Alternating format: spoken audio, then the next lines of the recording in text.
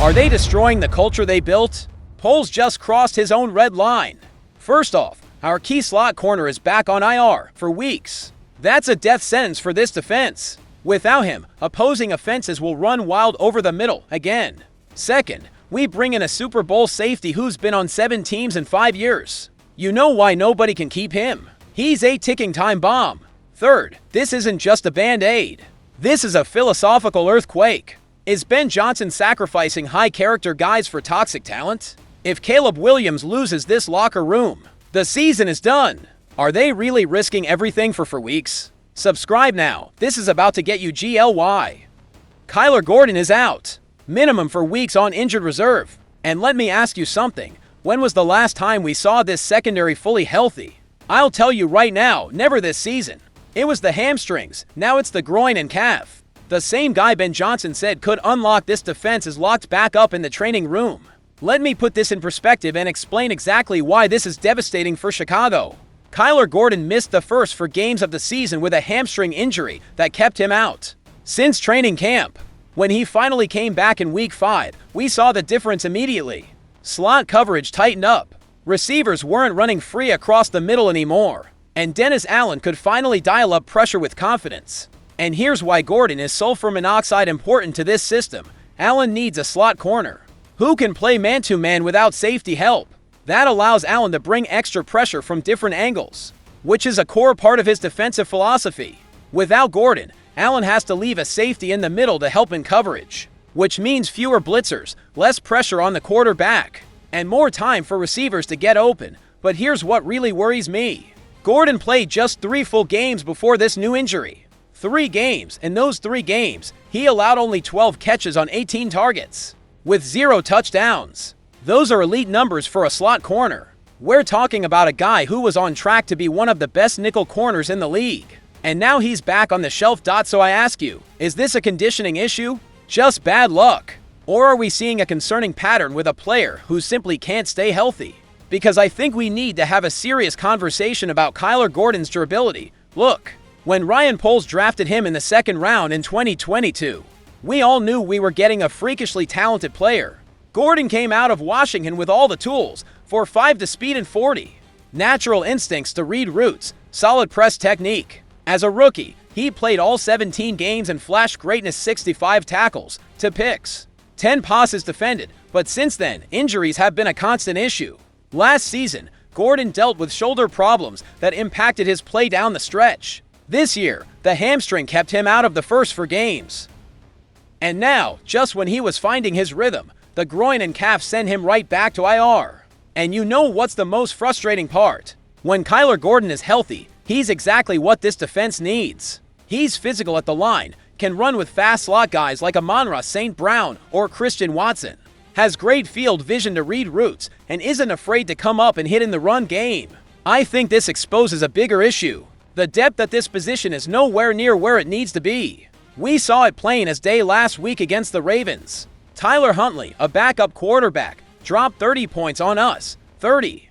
Zay Flowers was running free across the middle, finishing with 8 catches for 115 yards. Mark Andrews was owning the seam with 6 grabs for 89 yards and a touchdown. The defense couldn't generate consistent pressure because Allen had to keep safeties deep to help in coverage. Montez Sweat, who we brought in to be our elite pass rusher, had 0 sacks. DeMarcus Walker was invisible. That's what happens when you don't have your best slot corner. The whole defensive scheme falls apart, with Jalen Johnson nursing an ankle and Tyreek Stevenson being up and down. This secondary is in full-blown crisis. Behind them, who do the Bears have? Josh Blackwell, an undrafted free agent out of Duke who's mostly played special teams. Terrell Smith, a 5th-round rookie from Minnesota still adjusting to NFL speed. That's the depth we've got to cover. Justin Jefferson, who's having another all-pro season with the Vikings. Amon-Ra St. Brown, maybe the best slot receiver in the league. Jameson Williams, who runs a 4.3 and is finally living up to his first-round hype. How are we supposed to prep these young corners to cover that kind of talent? Let me ask you, can the Bears compete in the NFC North with this banged-up secondary? Can they stop Justin Jefferson when he comes to Soldier Field in Week 12? Can they contain Amon-Ra St. Brown in Detroit on Thanksgiving? Because I'm telling you right now, if they can't, this season's going off the rails fast. Kyler Gordon's injury isn't just about losing a player. It's about losing the defensive identity Dennis Allen was trying to build. It's about exposing the depth issues Ryan Poles hasn't solved. It's about putting massive pressure on Caleb Williams and the offense to drop 30+ every week, just to have a shot. And this is where things get really interesting. Chicago. Ryan Poles made a move that's got the whole city buzzing, split, debating. He signed C.J. Gardner-Johnson, and before you say, come on, Miguel, it's just another safety to fill a roster spot. Let me explain why this is way bigger, more complicated, and potentially more explosive than it looks. C.J. Gardner-Johnson, or CJGJ as he's known around the league, is no ordinary player. This is a guy who's started into Super Bowls. Let me say that again. To Super Bowls, a dude who had 6 picks with Eagles in 2022 when they won the NFC. A guy with ball skills few in the league can match. Who can play safety? Who can line up in the slot? Who brings the kind of versatility Dennis Allen dreams about? But here's the problem, and it's a big one. This is his 7th team in 5 years. 7th. Let me run the list. New Orleans Saints, Philadelphia Eagles, Detroit Lions, back to the Eagles, Houston Texans, Baltimore Ravens, and now the Chicago Bears. 7 teams in 5 years. You get what I'm saying. This is a guy with so much talent that teams keep giving him chances, but with so many personality and attitude issues that nobody can keep him longer than a season. Let me give you the full context of what happened this year, because it's wild. In February, Gardner-Johnson was on the field for Super Bowl 59 when the Eagles beat the Chiefs. He was a key piece in that win. A month later, in March, the Eagles traded him to the Texans for guard Kenyon Green. The Eagles said it was a cap move, but Gardner-Johnson told a different story on the Pivot podcast. He said they were scared of a competitor. Simple as that. According to him, there was a fight in practice during the playoffs. Clearly, Philly's coaching staff saw a guy who was stirring things up. See the pattern. Every time Gardner-Johnson leaves a team, there's drama. In Detroit in 2023, where he worked with Ben Johnson, he played just 3 games before getting hurt. After leaving, he said the Lions lied to him and made him the villain of the team. Then he landed in Houston for the 2025 preseason. Played 3 games, then got cut. Why? Reports said criticizing teammates and complaining about his role. DeMeco Ryans, one of the most respected coaches in the league, made the call. Ryans was clear. It was my decision to move on. I know what's best for my team. After Houston, Gardner-Johnson signed with the Ravens practice squad in October. A week later, he was gone. 1 week, didn't even play a snap. The Ravens and CJGJ mutually agreed to part ways, with reports saying he wanted more playing time, and now he's here, in Chicago. And I ask you, why? Why would Ryan Poles, the same GM who's been ultra careful about the kind of people he brings into this locker room, suddenly sign one of the most controversial players in the league? Because let me remind you who Ryan Poles is when it comes to character concerns. In the 2020 draft, Poles passed on George Pickens, a first-round talent at wide receiver who fell due to character red flags. Poles took Kyler Gordon and Jaquan Brisker instead. In 2023, he passed on Jalen Carter, an elite defensive tackle with legal issues. Poles took Darnell Wright instead. After the Chase Claypool disaster where Poles traded for him and he became a massive locker room distraction, Poles has been obsessive about team culture. He's talked over and over about cultural fit and building a locker room full of high-character guys. So what changed? I think this was a Ben Johnson and Dennis Allen decision, not a Ryan Poles one. And that tells me something big about the power dynamics in this organization. Dennis Allen knows C.J. Gardner-Johnson better than anyone in the league. Allen was the DC in New Orleans when the Saints drafted CJGJ in the 4th round in 2019. He developed him, coached him, worked with him for 3 years. Allen knows exactly which buttons to push, how to motivate him, how to manage him when things get tough, and Ben Johnson worked with CJGJ in Detroit. Johnson saw the talent firsthand and clearly believes he can handle him better than the Lions did. But here's my concern. What if this goes sideways? What if Gardner-Johnson starts causing problems in the locker room? What if he publicly calls out Caleb Williams? What if he complains about his role when Kyler Gordon comes back in for weeks? Because let me be clear, this locker room has been rock solid all year. Chemistry been good. Vets like Jalen Johnson and Montez Sweat have fully bought into what Ben Johnson is building. Caleb Williams is growing every week. The offense is finding rhythm. And the team is 5-3 with real playoff hopes. Is it worth risking all of that for a guy who might blow it all up in 3 weeks? I ask you, are the Bears really this desperate after losing Kyler Gordon that they're willing to roll the dice like this? I'll say this, the talent is there. When C.J. Gardner-Johnson is locked in, when he's focused, when he's being a pro, he's one of the best nickel corners in the league. He can play man against slot receivers, drop into zone as a safety, blitz from the slot, read quarterbacks and make plays on the ball. In 2022 with the Eagles, CJGJ had 67 tackles, 3 tackles for loss, 6 picks, and 16 passes defended in 12 games before getting hurt. That's Pro Bowl production. If the Bears can get even a glimpse of that for weeks until Gordon returns, this move is a home run, but the risk is massive. And I think this move says more about the Bears organization than it does about C.J. Gardner-Johnson himself. But here's what's really keeping me up at night. This signing of C.J. Gardner-Johnson isn't just about filling a hole left by Kyler Gordon's injury. This is a massive signal about how this organization is operating now under Ben Johnson.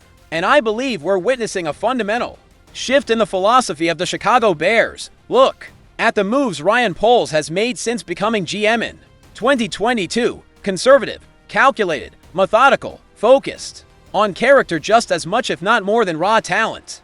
Poles has been obsessed with building the right culture, bringing in the right people, creating a locker room that reflects Chicago values, hard work, humility, team-first mentality. He drafted Kyler Gordon and Jaquan Brisker in the second round of 2022 instead of taking George Pickens, who had more raw talent but red flags all over the place. Pickens has had multiple incidents in Pittsburgh, fights with teammates, clashes with coaches, public complaints about targets. Poles saw that coming and steered clear. He took Darnell Wright in the first round of 2023 over Jalen Carter, who was considered the best defensive tackle in the draft but had serious legal issues tied to a fatal car crash in Georgia. Carter's been good in Philly, but he's also had weight and conditioning issues. Poles saw that coming to in free agency. Poles has been just as careful. He signed Tremaine Edmonds, a linebacker with a spotless rep. Traded for Montez Sweat, known as a total pro. Signed DJ Moore, who never once complained publicly despite playing with awful quarterbacks in Carolina. Poles himself said before the 2025 season, "We're trying to find, is it the right cultural fit? There's more layers than just grabbing talent and bringing it in. There are things that impact your locker room, your field, and your salary cap. It might give you a short-term boost, but long-term, does it make sense for your organization, or is it a derailment that destroys everything you've built?"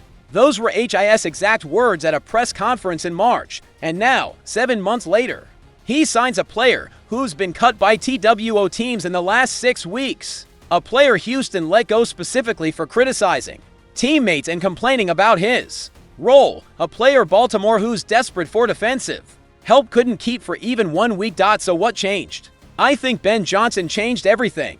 Johnson came in as head coach with a clear vision, with authority, with ownership's backing.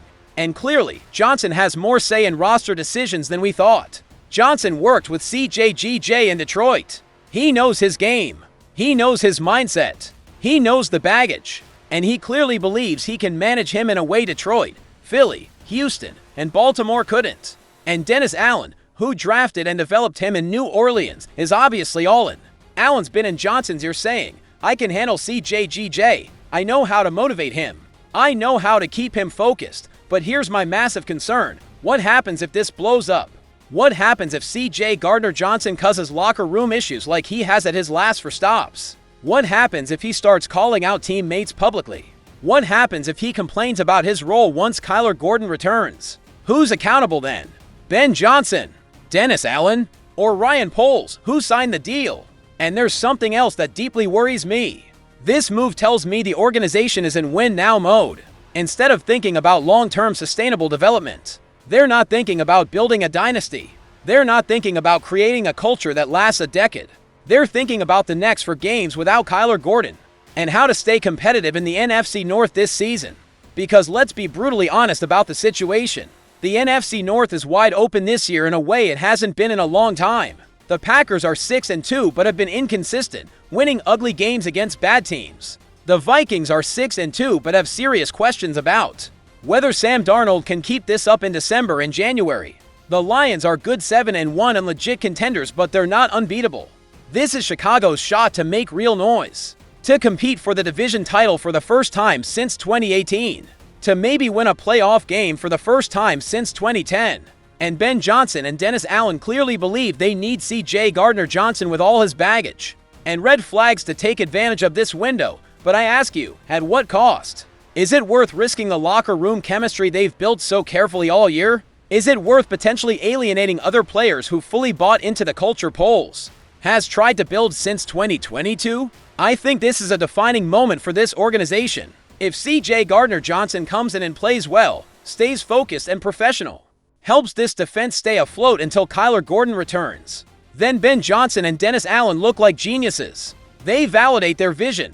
They prove they can manage tough personalities and get the best out of talented players. But if this blows up, if Gardner-Johnson causes problems, if the defense keeps struggling, if the locker room fractures, then we have to ask serious questions about who's really calling the shots at Hollis Hall. Is Ryan Poles still the GM with final say over the roster? Or is Ben Johnson running the show now? I totally get the desperation. When I saw Tyler Huntley, a backup quarterback, torch this secondary for 30 points last week, I understood something drastic had to change. When I saw receivers running free across the middle, I understood the urgency. But I also know the Bears have been here before. We've made desperate moves that looked good in the moment, but turned into disasters. Chase Claypool, Mike Glennon, Robert Quinn, all names that make us cringe now. So is C.J. Gardner-Johnson different? Or is he just another in a long line of moves that look good on paper, but blow up in our faces? I'll say this, the next 4 games are going to tell us everything we need to know. If C.J. Gardner-Johnson can come in, run Dennis Allen's system without complaining, keep his mouth shut and let his play do the talking, help this defense hold the line, then maybe, just maybe, this risk was worth it. But if we see signs of the issues that have followed him from team to team, if we see locker room tension, if we hear complaints about his role, then this organization needs to make a quick decision before this becomes a distraction that derails the entire season. Because at the end of the day, this isn't just about one player. This is about the fundamental direction of the Chicago Bears franchise. This is about whether we're willing to compromise our values for short-term wins. This is about whether Ben Johnson has the power to override the philosophies Ryan Poles has worked so hard to establish. So let me ask you directly, Bears fans, do you believe Kyler Gordon can come back at an elite level after another significant injury that's keeping him out at least for weeks? Or are we seeing the beginning of the end for a player with all the talent in the world, but who just can't stay healthy? And about C.J. Gardner-Johnson, here's the million-dollar question. Is this the desperate move of a panic team that's going to blow up in our faces, like Chase Claypool? Or is this a masterstroke by Ben Johnson and Dennis Allen that's going to pay off big time? Can a player who's been on 7 teams in 5 years suddenly find stability in Chicago? And the biggest question, what does this move tell us about who's really in charge of this organization? Is Ryan Poles still the architect of this roster with final authority? Or has Ben Johnson taken the wheel and is now building this team his way? I need to hear from you in the comments right now. Do you support the Gardner-Johnson signing? Do you think the talent is worth the risk? Or do you think this is going to blow up and become another distraction? And if you're as passionate about the Bears as I am, if you bleed navy and orange, if you live and breathe Chicago Bears football, then you need to be part of this family right now. Because this isn't just a YouTube channel. This is a community of fans who understand what it means to be from Chicago.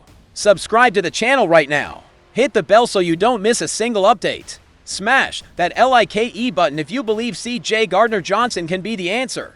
Drop a comment explaining why if you think this is a mistake. Share this video with every Bears fan you know, because we need to have this conversation as a community. At the end of the day, we're one Bears family, united by our love for this team. And we're riding with these Bears wherever they take us. Bear down, Chicago. Da Bears, navy and orange forever. I'll see you in the next video with more explosive updates on our Chicago Bears.